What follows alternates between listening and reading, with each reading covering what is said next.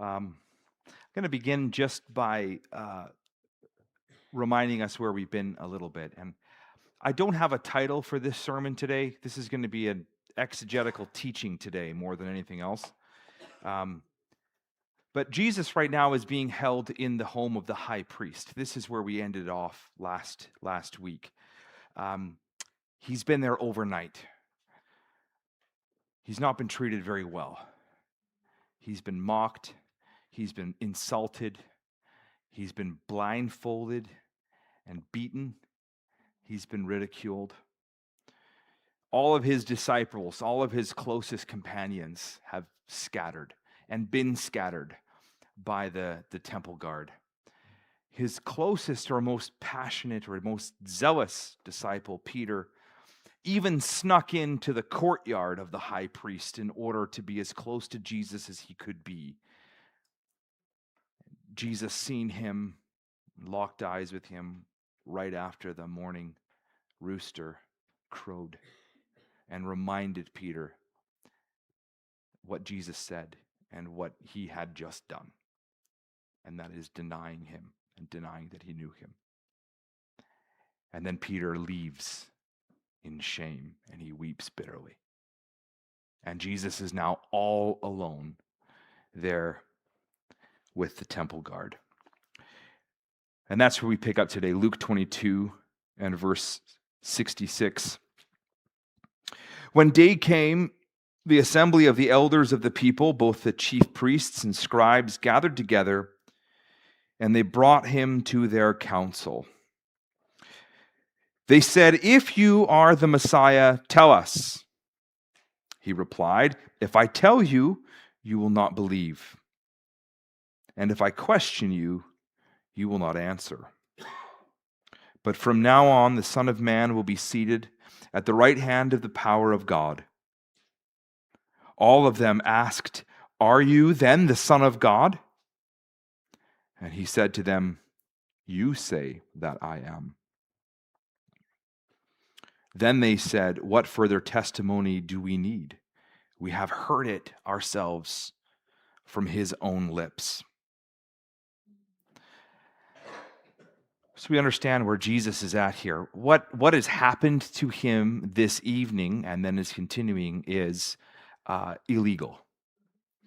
I want to point that out because I'm going to build on that and make a point, but they're not following even their own code, their own rules, their own ethics in what they're doing.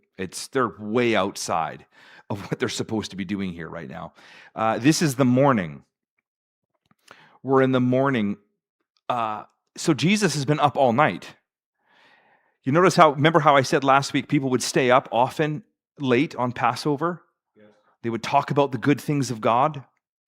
Not these guys. They were staying up late, insulting, blindfolding, beating, and mocking the Son of God in their midst.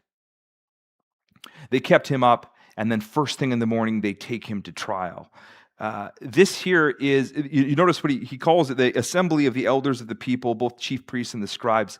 I'll be referring to this throughout the rest of this lesson here today as the Sanhedrin. That's what this was. It was the Sanhedrin, the sort of ruling council of the temple.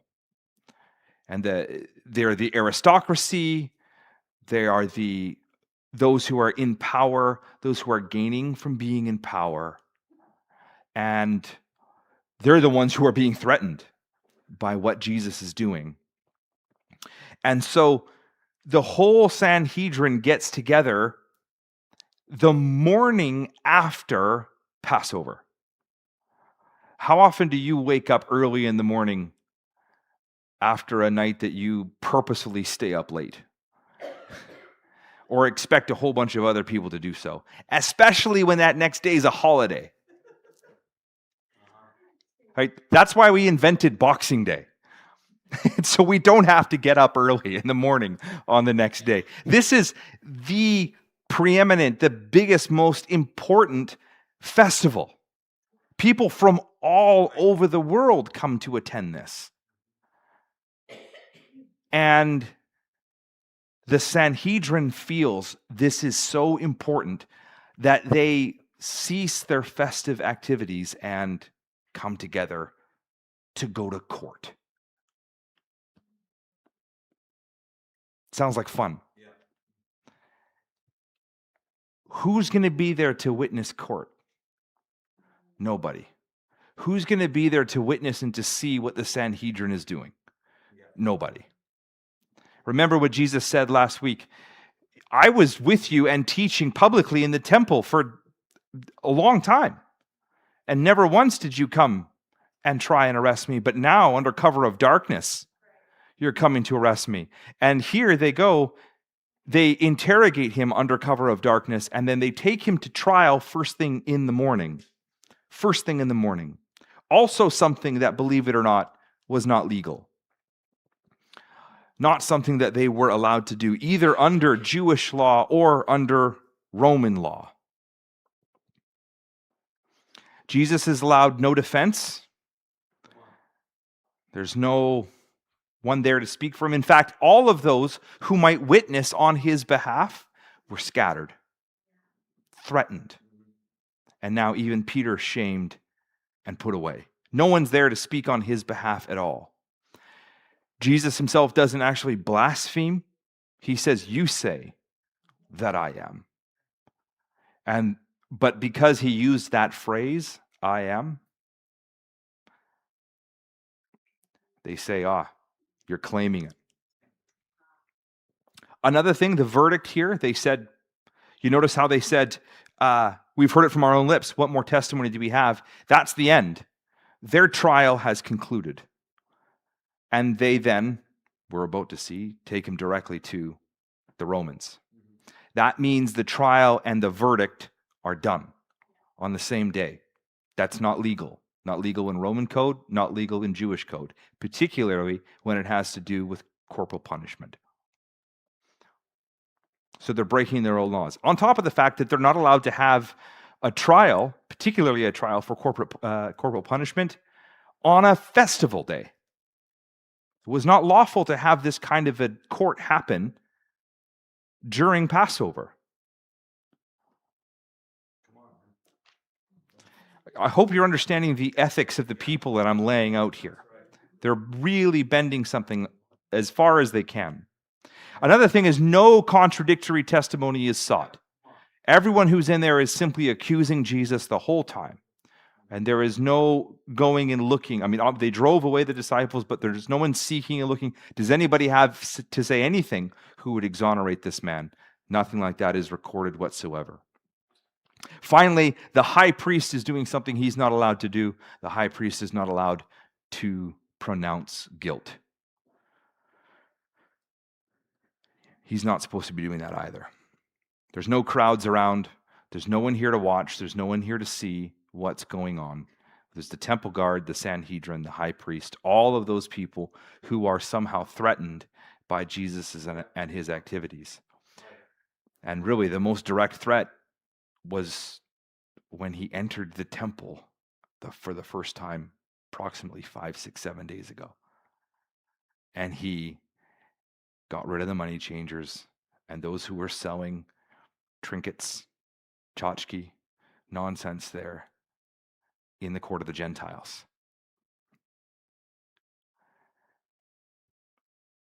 And started preaching truth. Not in a condemning way,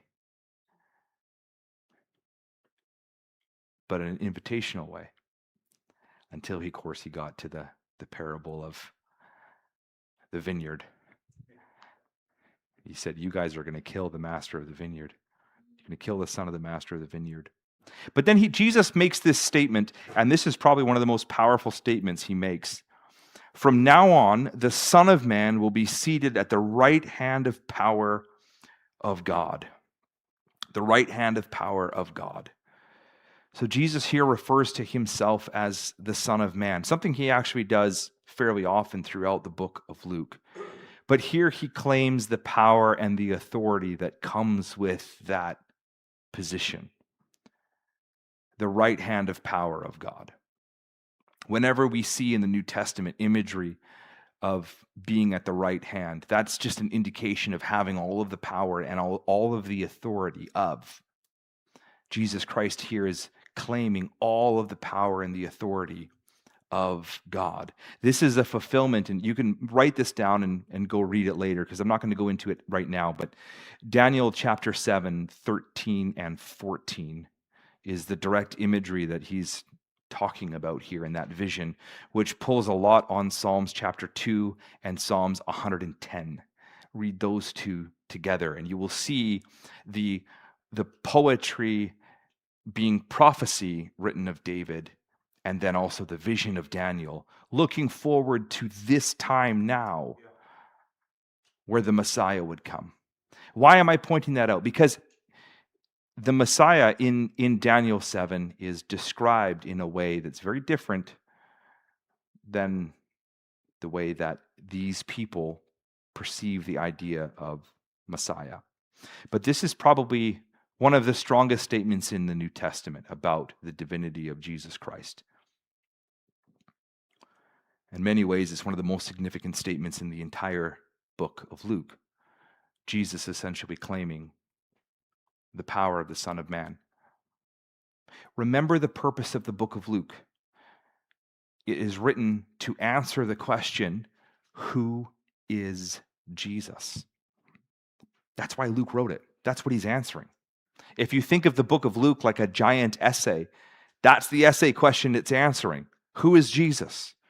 Explain that in 70 chapters, please. That's what Luke is doing here. He's explaining and answering the question, who is Jesus? And he's writing that to a particular group of people at the time, but also to us today. So we get to understand who Jesus is. And so while Jesus is claiming this authority, he still submits himself to the cross. And he submits himself to the process. He submits himself to the rulers and the authorities that are put in place, to the government, if you will. He submits himself to that, while at the same time claiming all authority over them. He's in a very powerful position, and from a human perspective, it's a decision that has a lot of temptation with it. Because Jesus could have just said enough of this. Just like he said enough of this to his disciples probably 12 hours prior to this moment. They said, well, we have two swords here. We can go fight. And he says, enough. You don't understand. You don't get it. Let's go pray. He could have said that here, but he submits himself to the process. Luke 23, verse 1 to 5. Let's read there. Then the assembly rose as a body and brought Jesus before Pilate. And they began to accuse him, saying, we found this man enticing our nation, forbidding us to pay taxes to Caesar, and saying that he himself is the Messiah, a king. They translate what the word Messiah means for Pilate. Then Pilate asked, are you the king of the Jews? He answered, you say so. Then Pilate said to the chief priests and the crowds, I find no basis for an accusation against this man. But they were insistent and said, he spurs up all the people by teaching throughout all Judea, from Galilee, where he began, even to this place. You notice how that there's truth in their statement? Some. It's true. From Galilee, he taught all the way down to Judea. In a way, he is inciting the nation towards good works. He's proclaiming the kingdom of God, not the kingdom of Israel, the kingdom of God. But even the way that they translate Messiah to be a king is quite indicative of what they think and hope for in a Messiah. You know, we all have ideas of what our salvation looks like. We have ideas of what our answer looks like in our eyes. This is what it would look like, God. Not like this. Not like the way my life is going right now. But this is what it looks like. And that's what my Messiah brings me. It's a dangerous place to be. And that is where the Sanhedrin is. Their Messiah looks different. Their Messiah is a king. A king in the Roman sense of king, but not in the sense of a king priest, which is the way that we see the Messiah throughout Scripture. So the Sanhedrin, they take Jesus to Pilate. Now, the Roman officials only ever saw people in the morning. It's the only time that they would pronounce rulings and do anything. They work, it's bureaucratic work here, guys. 9 to like 11:30. Then it's off for lunch. And then after lunch, who can do any work? So this is the way that the Romans operated, the magistrates, etc. That's how Pilate operated. Works the mornings only. That means the Sanhedrin met very early, came to a decision quite quickly, then traipsed Jesus across town so they could make an appointment with Pilate and meet him and see him. I mean, it probably wasn't a long distance of walking, but it was long enough. There's no Uber, no one like that to pick them up. They had to make that trek themselves. They're lucky to have done it on a feast day when everyone's still inside sleeping in. After all that lamb and all that unleavened bread the night before. So that's what they're doing. Do you see the sneakiness? They're sneaky. They could not carry out the death penalty. They were not allowed to. They're a vassal state of Rome. They're not allowed to carry out corporal punishment. They have to submit to the justice of Rome. That's one of the big things that Rome brings with it whenever it goes somewhere, its own idea of justice, which in all honesty was some of the most modern ideas of justice that the world had ever seen to this point, with the exception of the Torah. And so they would not allow the countries that they subjugated to just willy-nilly carry out corporal punishment. There's a lot of, from one way, it's a good way to rise up a crowd, and getting crowds together is not something that the Romans really enjoyed very much. They wanted to have peace and everything done on their terms. And so they weren't allowed. So they had to go get permission to put Jesus to death. And so that's what they go to do. And they take him there and they present Jesus as a revolutionary. They present him as a king, a rival king to Pilate. Pilate's not a king, but a king outranks Pilate. A king outranks anybody who's in that region right now. And so what they're saying is that he's the king of the Jews. He replaces Caesar. And that means he's committing treason, which is a corporately punishable offense. This is their logic. This is the logic they're trying to bring to him. He's a revolutionary. You've dealt with other revolutionaries here. That's actually one of the reasons why Pilate's there to begin with.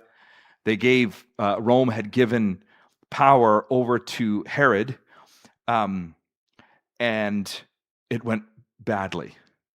This is Herod Antipas's father, Herod the Great, and after him and his sons, and it went very poorly. And there was a lot of turmoil. And so they said, no more kings in the area. No one's allowed being king. We got a tetrarch. We got a Pilate. I've forgotten what his station was called, but no kings. The only king is going to be Caesar. And so they said, he's the Messiah, a king. Messiah is Hebrew. It means anointed one. So they say to him, he calls himself the anointed one. That means he's claiming to be a king. They're translating for him. That's not what it means. It means he's the anointed one of God. But they see that only through the eyes of king. And actually they see it through the eyes of Davidic king. That's what they see. So that's what they bring to him. He's a threat to the emperor. This guy is anti-Caesar. He said, don't pay taxes to Caesar. Do you guys remember that? That's not how I read it. He said, render to Caesar that which is Caesar's. It's his name on it. Give it to him. They said, oh, Jesus said, don't pay taxes. He said, render to God that which is God's. He's twisting. Just twisting. Just, it's got the appearance. It looks like it, right? But it's just a little bit different here. And also, what are these people doing? I'm going to draw a tight conclusion, but they are accusing. They are replacing Satan in his role in bringing accusation around what's going on. So then Pilate, he says, okay, well, forget these people. He looks right at Jesus and said, are you king of the Jews? And Jesus says, you say that I am. He's like, okay, yeah, this guy's not taking a political stance of trying to be a king. He's obviously not trying to become a warrior king and take over. He's not going to pull out a sword and threaten me. There's some philosophical or religious thing going on here with the people, and this Jesus man sort of is fulfilling that, and he's I'm sorry, but this guy doesn't pose a threat to me. That's what he's thinking, right? He's like, this guy's not gonna, he doesn't look like he's gonna take me down, and I'm not even the king. So he doesn't pose any threat to Caesar directly. This is the verdict he comes to right here. This is not a big deal. No basis for the accusation. But of course, then the people reiterate, no, he's bad guy. He's a bad guy, and he's been a bad guy for a while. In fact, he was a bad guy up in Galilee before he was a bad guy here. He's enticing the nation.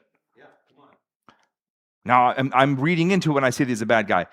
They're saying he's a bad guy, but they're saying he's enticing the nation. So they're using truth to support a lie.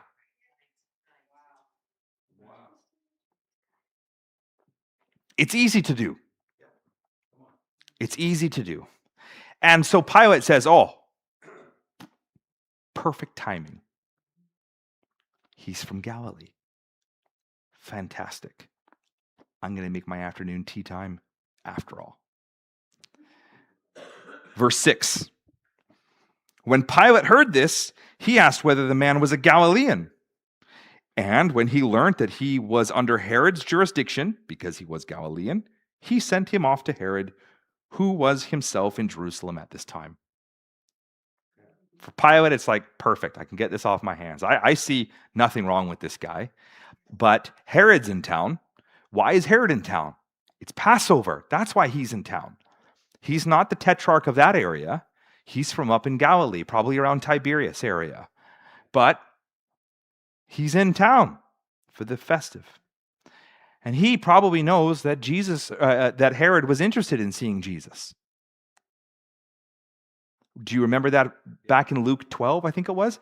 When he said that Herod was interested in seeing him because he thought maybe he was John the Baptist come back from the dead after he killed him. And so he was interested in him. So Pilate thinks, okay, I'll send him over there. And I'll get these Sanhedrin guys out of my face. Because no one else is coming today. It's Passover. No one else wants to come and see the authorities today. How many of you really on a holiday want to go stand in line at BC Services and submit your application for something? No. I can think of many other things I would rather do in life, including watching paint dry, than do that. So for Herod, he's like, I can get this unexpected commotion out of my face. When Herod saw Jesus, he was very glad, for he had been wanting to see him for a long time because he had heard about him and was hoping he would perform some sign. He questioned Jesus at some length, but Jesus gave no answer. The chief priests and the scribes stood by, vehemently accusing him. This sounds like a great crowd. Even Herod, with his soldiers, treated him with contempt and mocked him. Then he put an elegant robe on him and sent him back to Pilate. This is such an interesting line. Verse 12. That same day, Herod and Pilate became friends with each other, because before this they had been enemies. It's such a weird line to have included in there. And I'm sure there's some other purpose in there, but I know some of the backstory, right? Herod was not super happy with Pilate because Herod was now only the tetrarch of the northern part of Judea, the province of Judea, which is called Galilee. His father had been the king of the whole area. He was a puppet king who was a king who was subservient back to Caesar. But his son didn't get that. Instead, they took the region and broke it into 3 different people, into 3 brothers, and each of them ruled a particular area. And his brother, who had been the sort of tetrarch of Judea, was so terrible that Caesar commanded he be taken from there, sent all the way to Spain, in captivity in Spain, and in, what do they call that when you're put in like jail in a long, far place away? Thank you, exile. He was sent in exile into Spain. I mean, there's worse places to be sent to Spain, you know. Oh, I got to go to the south of Spain in exile again for 2 weeks. The flights are great. So his kingdom was taken from him. Pilate was put in there over the whole area, but particularly over Judea. They had many fights, many issues. Pilate stuffed his nose into affairs that Herod thought belonged to him. But it was at this point where there was a turning in between the two. And this event caused friendship between Herod. What a weird day to become friends.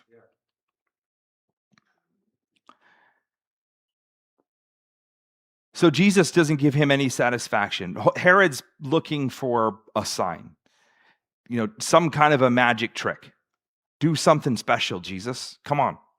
You healed all those people. I heard something about you putting on big banquets with just some fish sticks and crackers. Like, do something cool. And they accuse him, and the Sanhedrin there is vehemently, Scripture says, vehemently accusing him.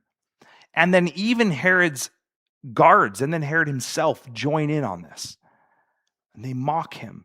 And they put on him a robe. People think it's probably a white robe, which was a robe that was indicative of a Hebrew king. And sent him back to Pilate, continuing on the charade, just playing the game, saying, I'm not going to make any decision or do anything with this guy. Because essentially, his verdict is he's not guilty of what they're accusing him of. They push him, they poke him, they prod him. He doesn't speak. He doesn't talk. There's no satisfaction. There's no engaging. There's no defending. Nothing. Right. There's nothing to defend. They get no satisfaction, so they send him back to Pilate. Verse 13. Pilate then called together the chief priests, the leaders, and the people, and he said to them, You brought me this man as one who was inciting people, and here I have examined him in your presence, and have not found this man guilty of any of your charges against him. I mean, he's not responding. Definitely not trying to incite people. He can't be. This guy is so placid. And is not defending himself and not making accusation, not even trying to engage in philosophical debate. It's nothing. So neither has Herod, for he sent him back to us. Indeed, he has done nothing to deserve death.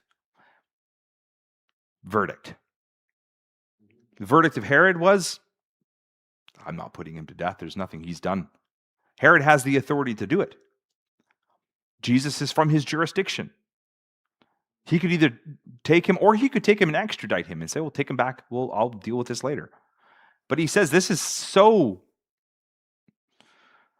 useless. There's nothing going on here. The accusations are like paper. There's nothing here. Right. Just send him back. So again, Pilate states he's innocent. Yeah. Herod says he's innocent. I say he's innocent. And then this next line, so I'm going to flog him and give him back to you. Don't do it again. This innocence. Basically what he's saying is like, I'm going to appease the crowd.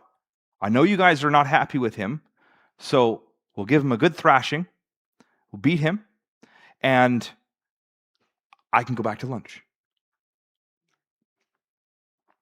I'm trying to just help all of us understand that these are just normal human things that are happening at the time that Jesus is right in the midst of. Everything is orchestrated, but these people were not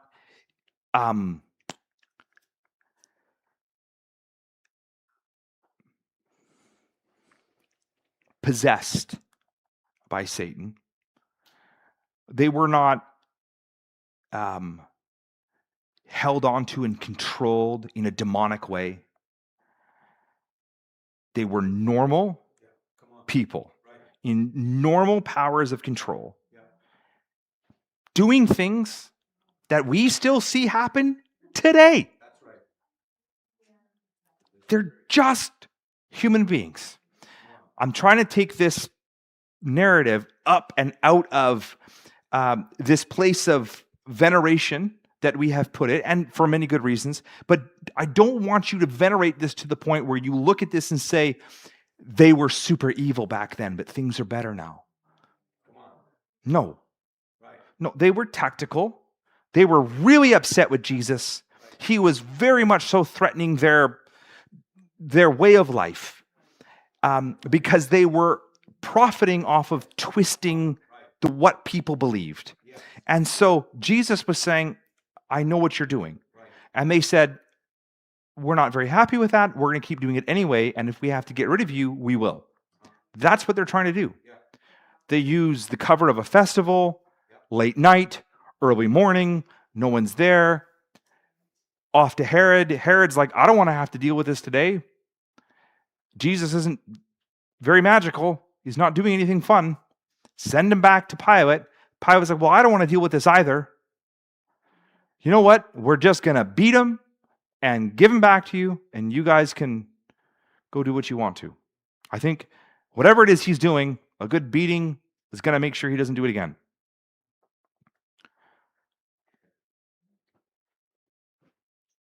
Just regular people. Where did I get to in my reading? Thank you. And then they all shouted out together, away with this fellow, release Barabbas for us. And then in brackets, it says here, this was a man who had been put into prison for an insurrection, for a real insurrection, okay? And that had taken place in the city and for murder. He killed people, plus he was inciting insurrection. This had been proved. That's why he was there, awaiting crucifixion. He got due process. Right. Jesus didn't. But this man got due process. Pilate, wanting to release Jesus, addressed them again, saying, but why? But they kept shouting, crucify him, crucify him.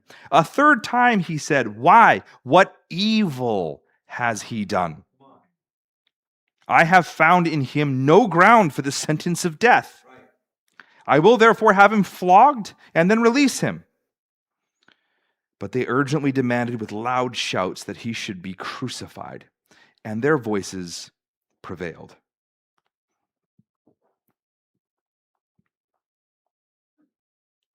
It's an innocent man. They say, crucify him. Pilate says, let me just flog him and go free. They say, crucify him. They say, give us Barabbas instead. That's how bad we think this guy is, or really how bad we want him dead. Release to us the one that you have proven was an insurrectionist and a murderer instead. That's a big claim. A big claim.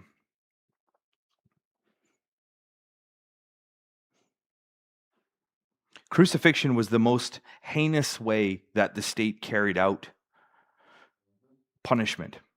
And it was punishment specifically as a prevention, as a deterrent. Today we hear people say something like, oh yeah, we'll just increase the amount of years someone stays in prison. That'll be more of a deterrent. As if somebody who's committing a crime is thinking about how much time they may have to do if they're caught. I don't know, not a criminal. Maybe they do. But in this case, you would put them to death publicly, hang them up on a tree, and crucify them that way, and put a plaque out front that said, "This is why." That way, when anyone went by, they could see it, and they would say, this is Barabbas. He was an insurrectionist. He was a murderer. We don't tolerate that here.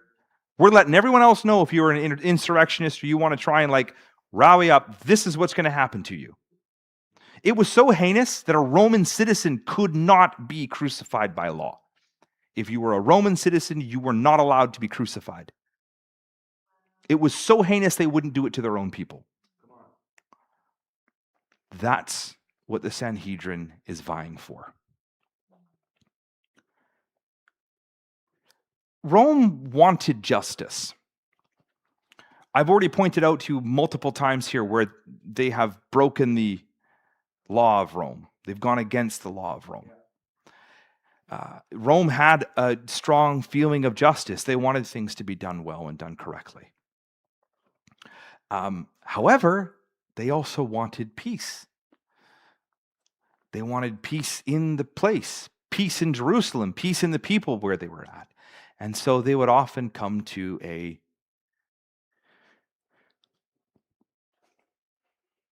help me out here. Compromise. They would come to a compromise. They would say, okay, we're not going to vie for justice. Instead, we're going to pacify the people. So we will release Barabbas and we will kill Jesus. It's a political decision to keep the peace and forego the idea of justice for the sake of peace.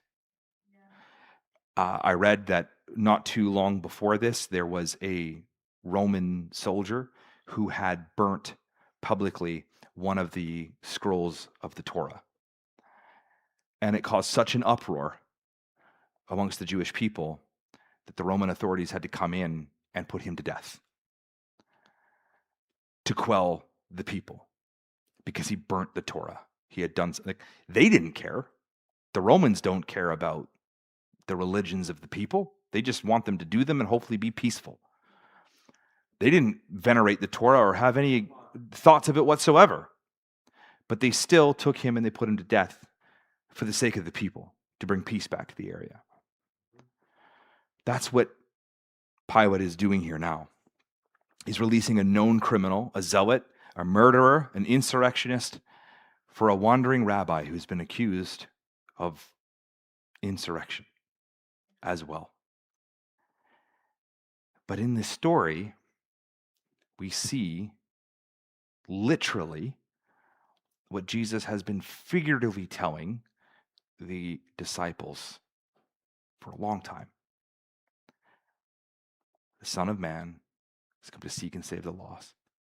The Son of Man will lay down his life. Barabbas was substituted for Jesus. Jesus dies in the place of somebody who has been accused of the most heinous of crimes.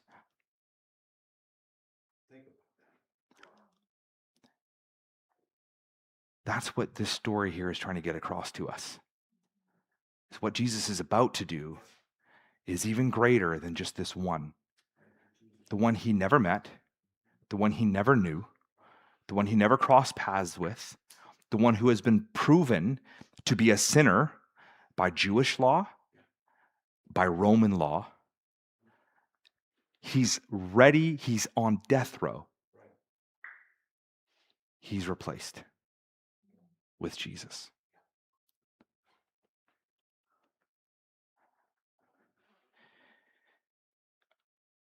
Ironically here, Jesus is being crucified because he didn't meet the Sanhedrin's idea of a Messiah. Sister Ruby, if you'd come to the piano. Their idea of a Messiah was a king, was an emperor, someone to come in, drive out Rome, an insurrectionist, destroy all of these terrible Gentile people, get them out of our country, reestablish law, reestablish Torah, reestablish the Jewish way of doing things here in our land. That's what we expect to get out of a Messiah. Jesus wasn't fulfilling that.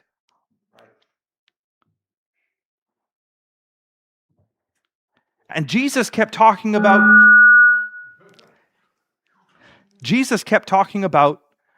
how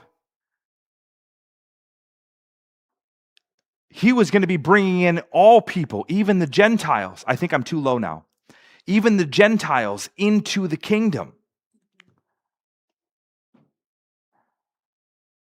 And because he didn't meet their idea and their expectation of what a Messiah was going to be, they accused him of being what they thought a Messiah should be. Right. Come on. And had him killed for that.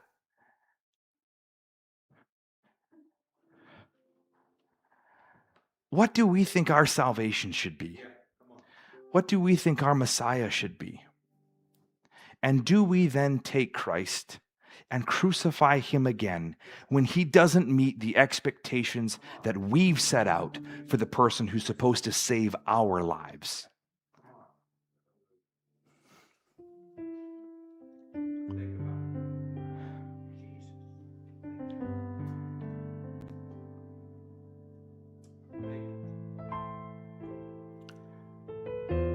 Jesus is here. He's all alone. There's no support, no one with him. All of his disciples are gone. They've all succumbed to that, what Jesus said was the time of trial in Luke 22. The time of trial had come. And now that they're at the time of trial, they're gone. And Jesus is there with all authority on heaven and earth and all power given to him. From now on, the Son of Man will have power. And he's being ping-ponged back and forth across Jerusalem, mocked, ridiculed, beat, spat on, because he didn't meet the expectations of the people. Let me tell you something. You can go and talk to many people across this world and get a different idea and a different understanding of who Jesus is. Right now in North America, there is a rising nationalism who uses the idea of Jesus is king.